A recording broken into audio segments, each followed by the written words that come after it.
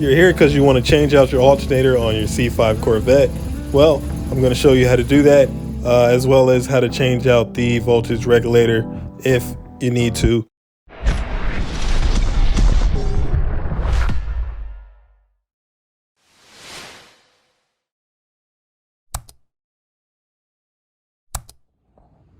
So you got a message on your dashboard that says charging system fault, or maybe you just want to change out your alternator. I don't know, but I'm gonna show you how to do that. You're gonna need a 10mm socket, a 15mm socket, a 13mm socket, and you want to go ahead and take off the battery cable.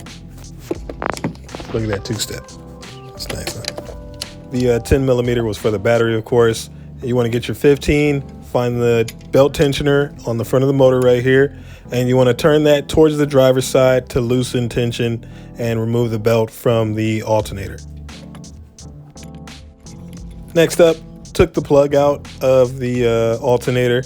You just lift up on that little back piece and wiggle it out. And then there's a 13mm bolt on the back. Unscrew that and take off that wire. Once you've gotten those off, you can now go ahead and remove the alternator by removing the two 15mm bolts. There's one at the top, and then there is one down here, as you can see, right there. You go ahead, take that off, lefty loosey, righty tighty, and pull those out.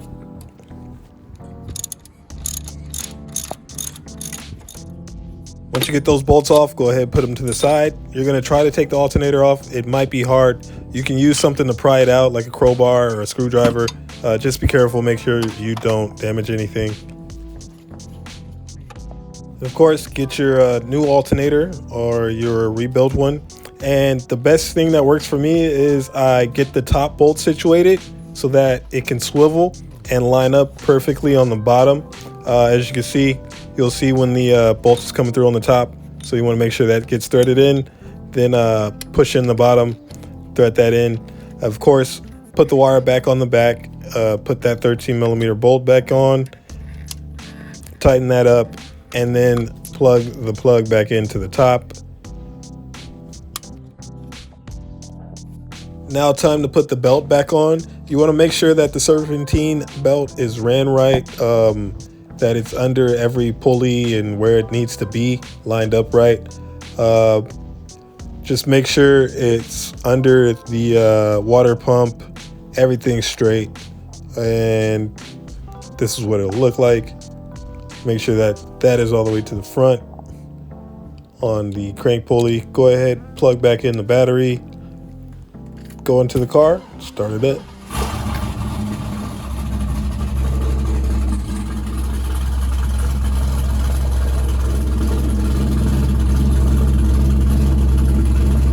This was a cold start and the battery has been sitting for a while, so this should be in the 14 range. It maybe like drop down to 13.5 after it's warmed up, but gonna have to dry the car, charge that battery back up. Take a look at the belt, make sure everything's right, it's not slipping or anything, and make sure there's no sparks or anything coming up off the alternator. Make sure the car's running right. It looks healthy to me.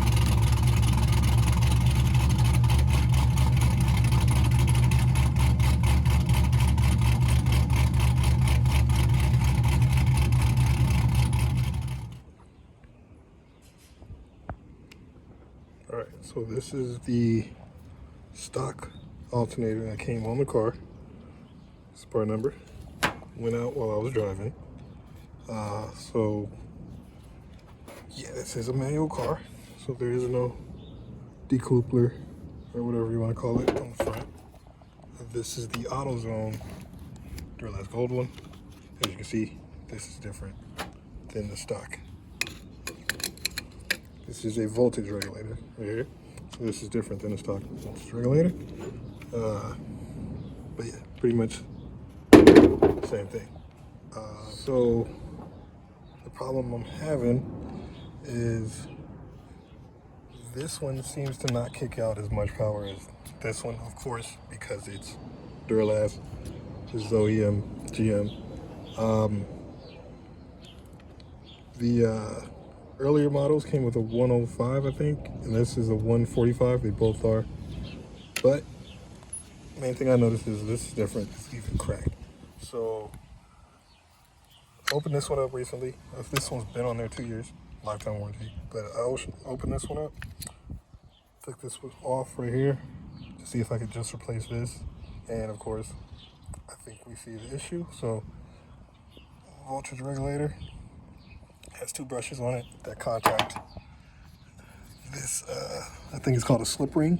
It's in the middle right here. This little thing that's like kind of copper. And these brushes are supposed to be that long when they spring down in there. This is how long the ones are on my stock classic. So right now I'm gonna put this back on this one and put it back on the car and see if this thing works again. Also, you can kind of tell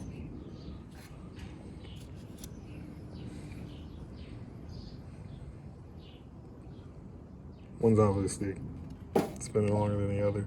So yeah, there you go. Doesn't even say Valeo or whatever this is. So the main thing is I broke this. I'm gonna see if I can use this on this one. This is the part number for the new voltage regulator. These are low-key kind of rare, so you're probably not gonna find them. Of course, you wanna match up this and this right here. That's not the part number. The part number is that right there. That's the part number. You want to find that, make sure it matches exactly what you got. Those are in there. I'll put this on here like this. The screws over here.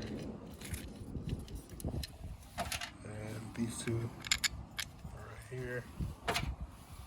And then I'm going to push this all the way down so that those brushes pop out. So when you're installing this, you have to push the brushes in. So this little cap helps hold them down.